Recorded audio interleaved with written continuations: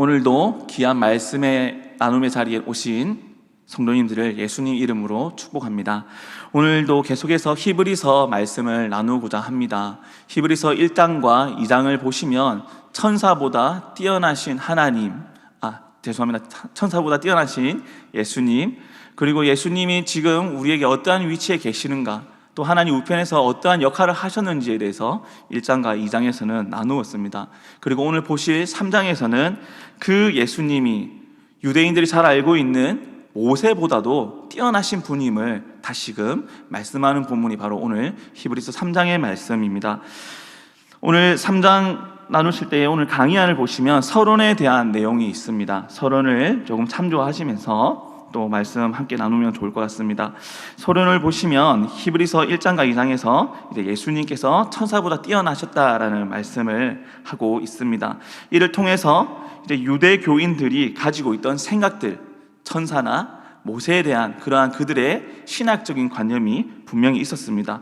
하지만 그 신학적인 관념을 깨어 부숴버리고 우리에게 오신 하나님의 본체이신 예수 그리스도가 가장 뛰어나신 분이다라는 것을 히브리서 기자는 유대인들과 히브리인들에게 전하고자 하였습니다. 왜 이러한 내용을 전하고자 했냐면 히브리서의 수신자들은 그 당시에 살아가던 히브리인과 그리고 유대인과 유대교를 믿는 유일신인 하나님을 믿는 유대교인들이었습니다. 많은 지역에 흩어져 있는 디아스포라였지만은 그들의 정체성은 유대인이거나 히브리인이거나 유대교를 믿는 자들이었다는 것입니다. 이러한 자들이 겪는 문제점은 바로 율법과 삶에 대한 갈등입니다. 또 한 가지는 그 시대에 살아가면서 율법과 그들의 삶과 그리고 주변 사람들, 압제당하고 있는 로마의 압제 가운데서 살아가는 삶의 핍박이 그들의 신앙과 삶에 많은 어려움을 주고 있었다는 것입니다. 이와 마찬가지로 이 유대교가 갖고 있는 이 어려움과 마찬가지로 초대교회의 기독교인들도 역시 핍박에 대하여서, 압제에 대하여서, 그리고 신앙과 삶에 대하여서 많은 어려움을 가지고 있었습니다. 특히나 히브리서의 그 수신자들을 좀 특징적으로 살펴본다면 초대 기독교인들 가운데에서 이전에는 유대교였으나 유대교인들이 기독교, 즉 예수님을 우리의 삶의 구주요, 나의 메시아로 고백한 이들이 기독교로 개종을 하면서 겪게 되는 많은 핍박과 어려움 가운데 있게 되었다는 것입니다. 그 가운데서 어떤 이들은 지역을 떠나기도 하였고, 또 어떤 이들은 그들이 고백하는 예수 그리스도가 나의 구주이심을 덮어버리는 배교적인 행위도 할 수밖에 없던 상황에 있었습니다. 이러한 상황에 있는 히브리서의 수신자들에게 히브리서 기자는 다시금 우리는 그 믿음이 무엇인가, 믿음의 주체가 무엇이며 우리는 무엇을 의지해야 하는지를 다시금 글로 전하고 있다는 것입니다. 오늘 본문 3장도 이와 마찬가지로 수신자들에게 권면과 그리고 설득과 격려를 계속해서 하고 있습니다. 그러면 왜 유대교에서 기독교로 개종한 자들이 다시금 유대교로 회귀하려고 했을까요? 그들은 삶에서 많은 변화가 있었습니다.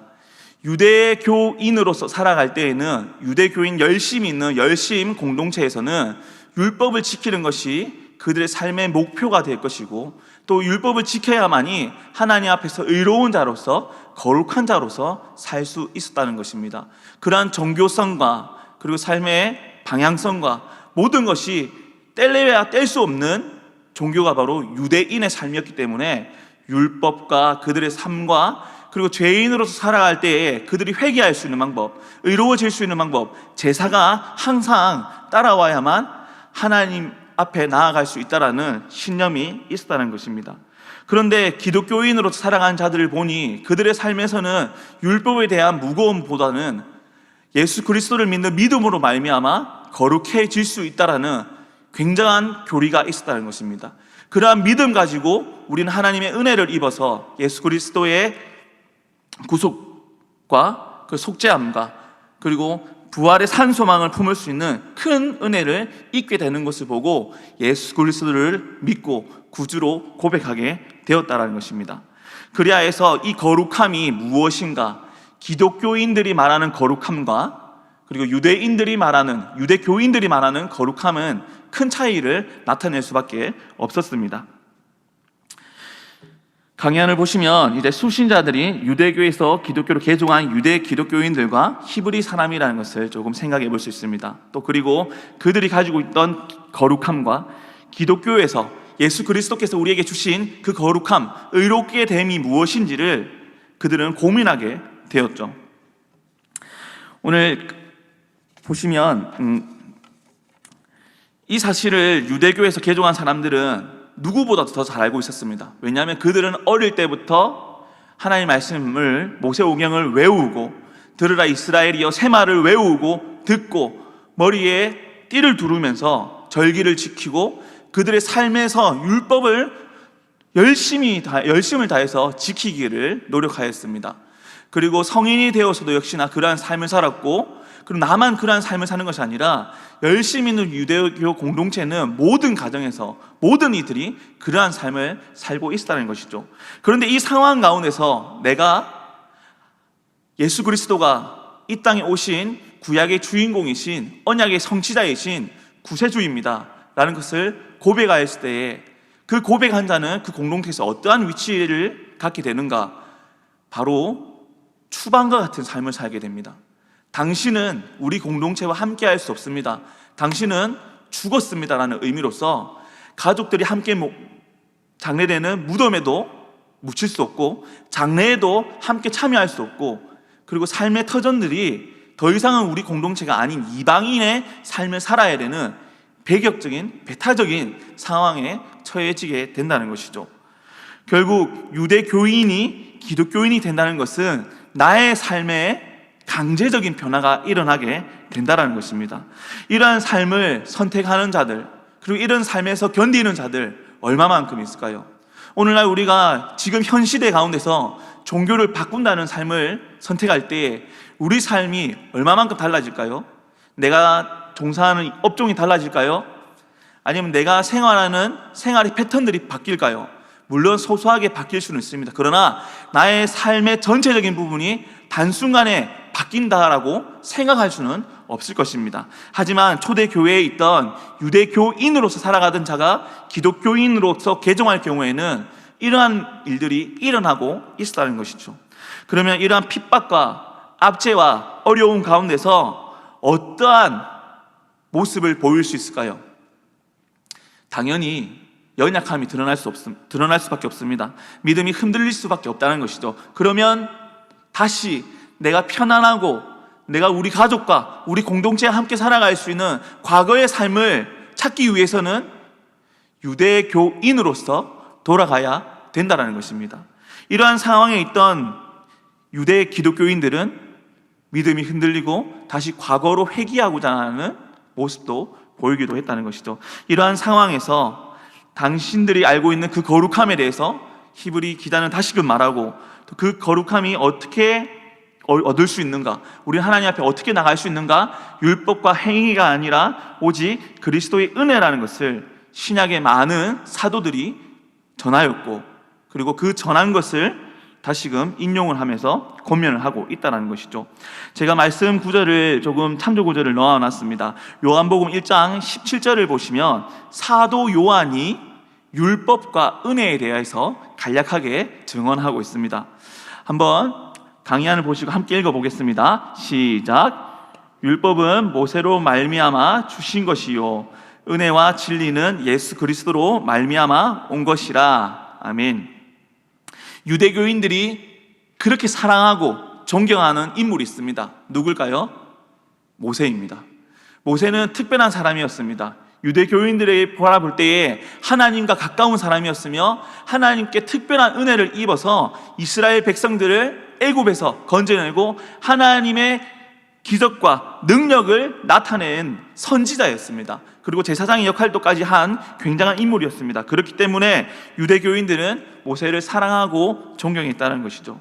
근데 모세도 하나님 앞에서 율법을 받았지만은 그 율법에서 자유할 수는 없었습니다. 그리고 그 율법을 지켜 행해야 된다는 모세오경을 기록하면서 후대의 히브리인들, 유대인들에게 유대교로서의 교리를 남겨놓았다는 것이죠. 물론 이 교리는 하나님께 주신 율법이었습니다. 하나님께서 모세에게 주셨고 모세를 통하여서 이제 이스라엘 백성들은 이렇게 살아야 될 것을 율법을 받게 되었다는 것입니다. 그런데 지금까지 율법을 지키고 살아왔으나 그 거룩함에는 그 아무도 들어갈 수 없었다는 것입니다. 그나마 조금 하나님 앞에서 회개하고자 죄 사함 받고자 한다면 제사장을 통해서, 대제사장을 통해서 속죄 일을 가운데서 속죄제를 드리고 내가 부지 중에 지었던 죄까지도 고백하고 희생 제물을 통하여서 전가하여서 내가 죄 사함을 받아야 되는 그런 절차가 율법으로서 있었습니다. 또 삶에 대한 율법도 613가지와 같이 많은 율법이 있었기 때문에 이 한 가지 어길 때마다 나는 율법을 지키지 못한 사람이라는 것을 스스로 자괴감을 가질 수밖에 없는 상황에 있었다는 것이죠. 이에 대해서 사도 바울은 사도 요한과 같이 얼마나 큰 은혜를 우리가 얻게 되었는지 로마서 3장에는 말씀을 하고 있습니다. 강의안을 보시면 로마서 3장 19절에서 22절까지 기록이 되어 있습니다. 한번 함께 읽어보도록 하겠습니다. 시작. 우리가 알거니와 무릇 율법이 말하는 바는 율법 아래 있는 자들에게 말하는 것이니 이는 모든 입을 막고 온 세상으로 하나님의 심판 아래 있게 하려 함이니라. 그러므로 율법의 행위로 그의 앞에 의롭다 하심을 얻을 육체가 없나니 율법으로는 죄를 깨달음이니라.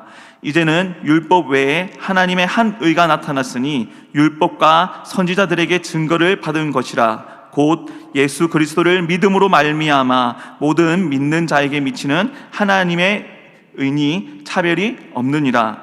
그리고 자막 한 구절 볼까요? 자막을 보시면 로마서 3장 24절이 기록이 되어 있습니다. 함께 한번 읽어보겠습니다. 그리스도 예수 안에 있는 속량으로 말미암아 하나님의 은혜로 값 없이 의롭다 하심을 얻은 자가 되었느니라. 바로 이 자가 거룩한 자라는 것이죠. 의로운 자라는 것입니다. 율법으로는 그 누가 노력을 하고 지키더라도 이룰 수 없는 경지가 바로 이 거룩함, 의로운 자인 것입니다. 그런데 이 의로운 자가 될 수 있는 것은 오직 한 가지, 예수 그리스도로 말미암아 이룰 수 있다는 것을 예수님을 통해 그리고 사도들을 통해 전해지고 그리고 우리의 믿음 가운데 싹을 틔우고 있다는 것입니다. 그리하여서 의로운 자가 될 수 있는 것, 거룩함이라는 것은 오직 예수 그리스도를 믿는 자들에게 주어지는 은혜라는 것입니다.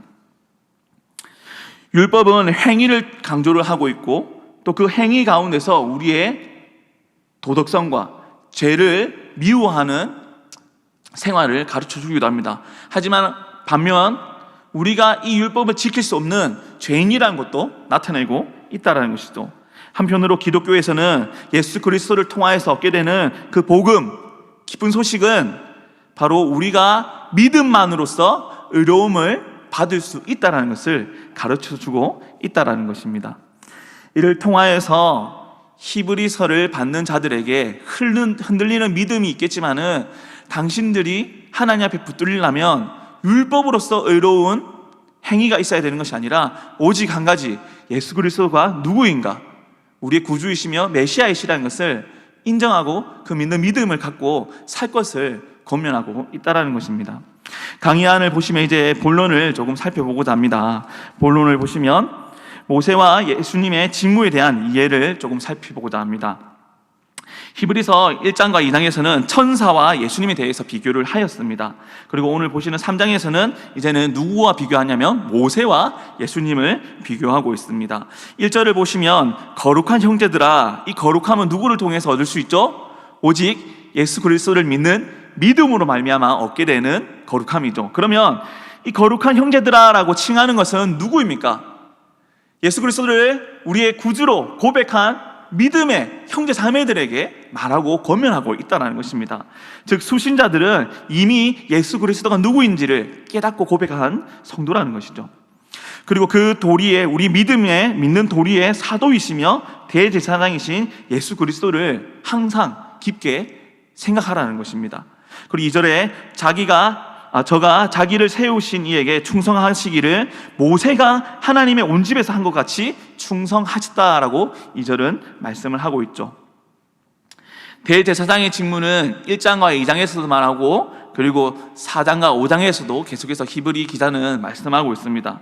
대제사장이 어떠한 임무를 하는가, 그리고 그 직무 가운데서 우리가 어떠한 은혜를 입게 되는가, 그리고 그 직무가 우리에게 어떠한 유효적인 효과를 가지고 있는가를 전하고 있습니다.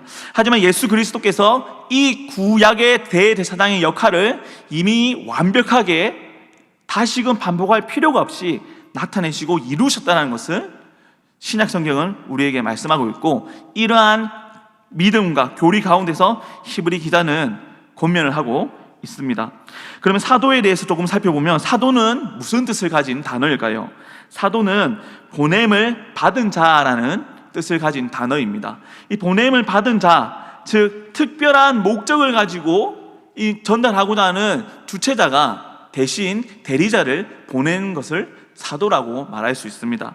우리는 예수님의 제자로서 사도는 아니나 사도적인 직무를 가지고 살아가고 있습니다.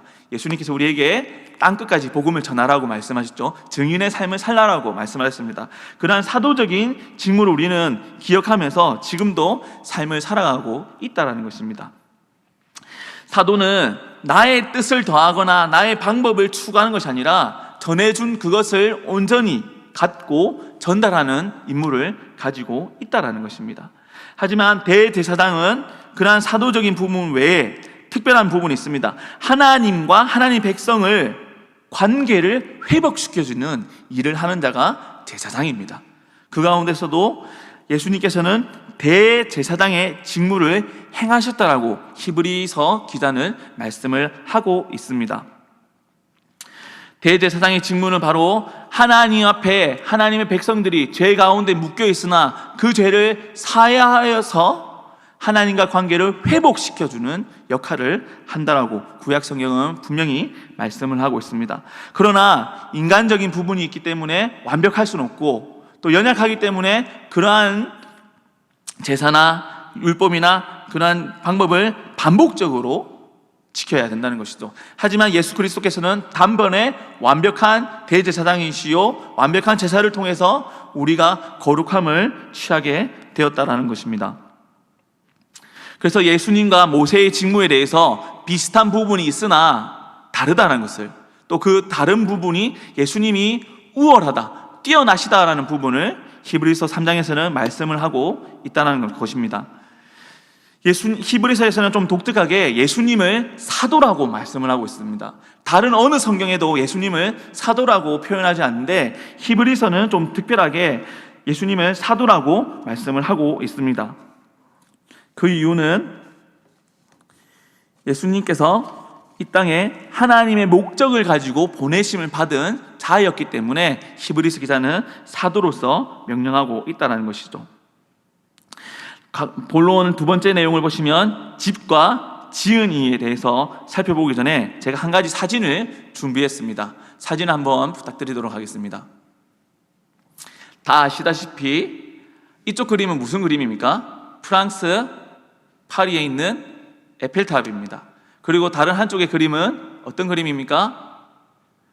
미국 뉴욕에 있는 자유의 여신상입니다. 유명한 건물이고 유명한 명소이기 때문에 이것을 우리는 네 글자로 랜드마크라고 오늘날에는 표현을 하고 있습니다. 특별한 건물이나 명소를 통하여서 그 지역을 나타낸다, 상징한다라는 의미를 가지고 있다는 것이죠. 다음 화면 보도록 하겠습니다. 이 사진에 있는 가운데 있는 건물은, 이 빌딩은 어떤 건물일까요? 힌트 드리면 싱가포르에 있는 건물입니다. 바로 싱가포르에 있는 마리나 베이 샌즈 호텔입니다. 위에는 배 모양이 있고 아래에는 호텔 숙소가 있습니다. 그래서 싱가포르의 상징, 랜드마크라고 말을 합니다.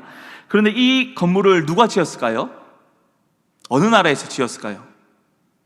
우리나라에서 지었습니다.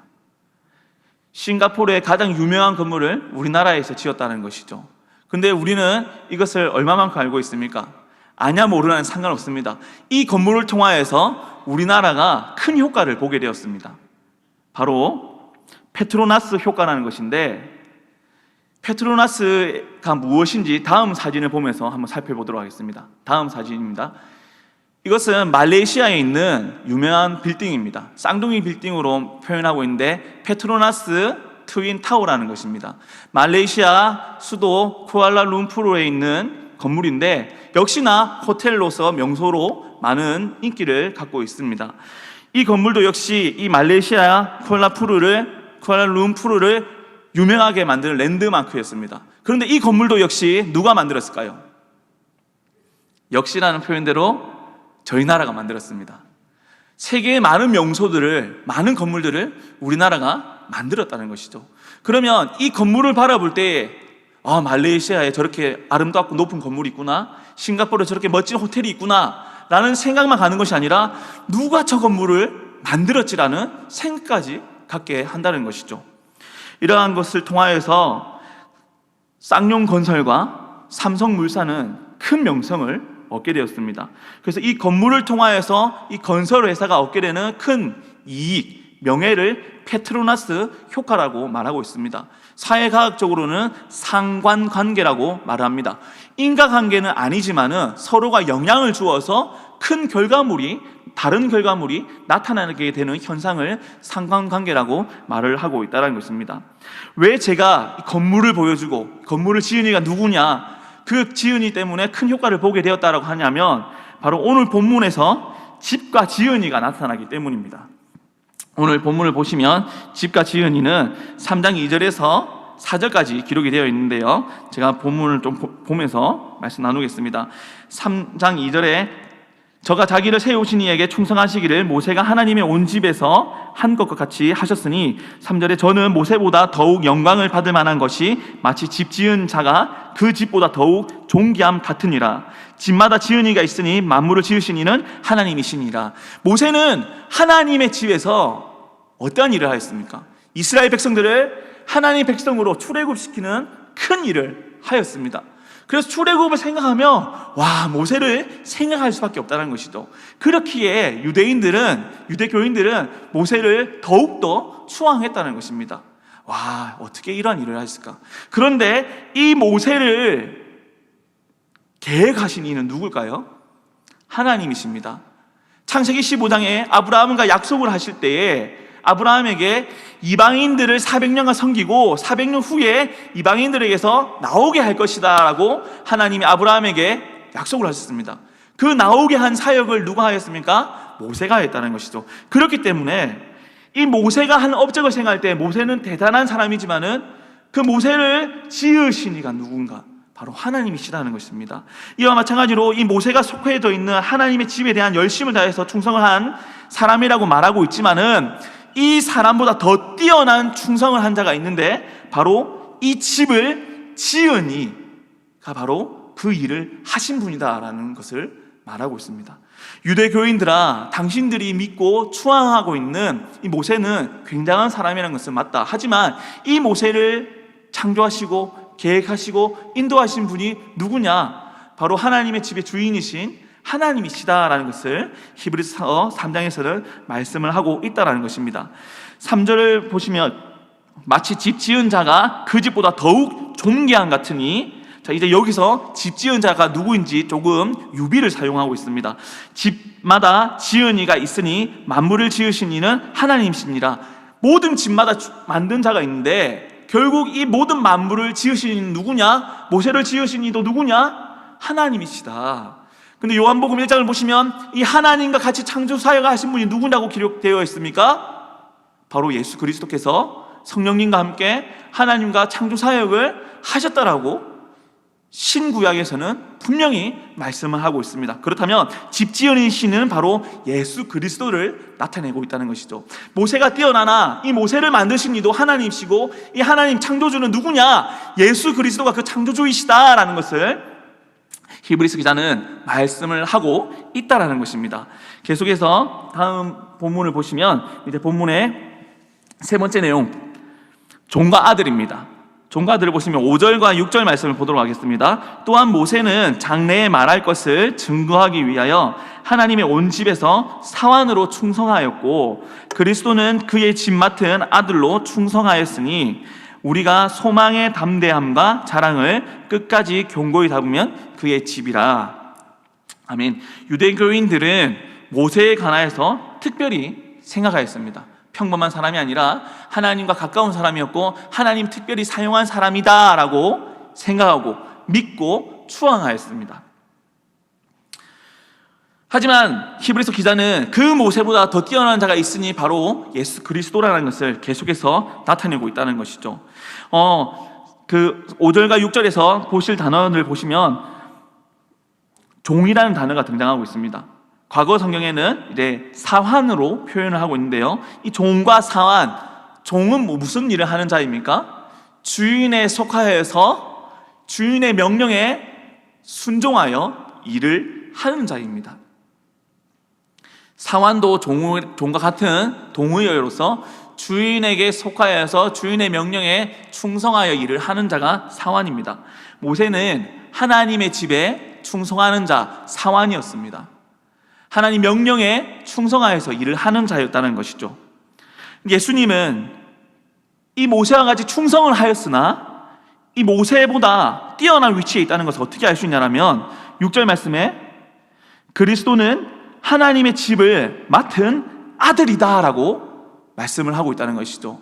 아들은 무엇입니까? 아들은 주인의 자녀로서 물론 혈통적이나 아니면 양자됨이나 상관없이 그 아들됨으로써 성인이 될 경우에 종과 같은 위치에 있지 아니하고 자신의 상속권과 주인의 대리자로서 대표로서 살아갈 수 있는 권세를 받는, 부여받는 위치에 있습니다. 즉 예수님은 모세와 같이 종으로 사환으로 있는 자가 아니라 하나님의 아들로서 하나님과 동등한 분으로서 그 일을 하시고 주인으로서 역임을 하시는 분이라는 것을 히브리서 기자는 말씀을 하고 있다는 것이죠. 결국 모세와 예수님이 같은 일을 하신 것으로 알 수 있으나 절대 같은 위치에 있는 분이 아니라 모세보다 월등히 뛰어나신 분으로서 하나님의 동등됨이나 빌립보서 말씀과 같이 하나님과 동등됨을 취하지 아니하시고 종과 같이 우리와 함께 하신 형제로서 이 땅에 계셨다는 것을 고면을 하고 있다는 것입니다. 이를 통하여서 유대 기독교인들이 힘든 핍박과 어려운 상황에 있을지라도 우리가 믿어야 될 것, 우리가 거룩함을 취해야 될 것은 율법으로서 돌아가는 것이 아니라 오직 예수 그리스도를 구원자로서 메시아로서 믿고 고백한 그것을 잃지 않는 것입니다. 뺏기지 않는 것입니다. 그 믿음을 지켜나가는 것임을 히브리서 기자는 권면하고 있다는 것이죠. 7절에서 11절까지 말씀을 보시면 이제 결론 부분입니다. 결론을 좀 보시면 광야에서의 시험에 미혹되지 말라라고 말씀하고 있습니다. 7절에서 11절까지는 시편 95편을 인용하는 부분입니다. 그런데 7절 부분을 앞부분 보시면 성령이 이르신 바와 같이라는 부분이 인용이 되어 있지 않고 히브리서 기자가 말씀을 기록한 것입니다. 결국 이 시편의 이러한 광야에서 시험받고 그 시험에 미혹되어서 하나님의 나라에 하나님의 집에 함께 할 수 없는 진노에 있는 자들도 있지만은 반대로 하나님을 의지하여서 성령님의 말씀과 성령님이 우리에게 주신 그 믿음을 굳건히 지켜서 신앙인 그리스도인으로서 삶을 살아간다면 하나님의 약속의 땅, 하나님의 집에 들어갈 수 있음을 시편을 통하여서 권면하고 있다는 것이죠. 단순히 시편의 말씀을 인용하는 것이 아니라 이 시편 가운데에 광야에 머무는 자들, 그들이 강팍한 마음을 통하여서 약속의 땅에 들어가지 못하고 눈앞에 보이는 약속의 땅에서 40년간의 한 세대를 보낸 후에야 다시금 하나님 약속의 땅으로 들어갈 수 있는 심판을 받게 되었다. 그렇다면 오늘 믿음이 흔들리는 당신들, 히브리서를 읽게 되는 수신자들은 이 시편을 통하여서 어떤 마음을 가져야 되는가? 연약할지라도 예수 그리스도를 믿는 믿음을 잃지 않고 성령님이 우리에게 인도하시는 그 방향성을, 그 음성을 듣고 나아가야 된다는 것을 히브리서 3장은 강조하고 있다는 것입니다. 말씀을 이제 맺겠습니다. 사랑하는 성도 여러분, 오늘날도 이 초대교회와 같이 크게 다르지 않습니다. 우리 삶 가운데서 어려운 상황이 있고 또 나의 삶이 변화되고 그 변화되는 삶에서 나의 믿음이, 나의 신앙생활이 연약해질 때가 있다는 것입니다. 그러나 이 연약해질 때 우리는 우리의 수고와 노력으로서 그것을 다시 쌓아 올리는 것이 아니라 오직 하나님의 은혜, 예수 그리스도를 믿는 그 믿음으로 하나님을 의지하고 예수 그리스도를 부르짖으며 하나님의 은혜를 구하며 살아갈 때 하나님이 반드시 우리를 붙들어 주신다라는 것입니다. 오늘날 이 시대 가운데 흔들리는 연약함이 있더라도 믿음을 지켜온 믿음의 선조들처럼 우리도 오늘날도 예수 그리스도를 통해서 성도의 삶을 살기를 예수님 이름으로 축원합니다.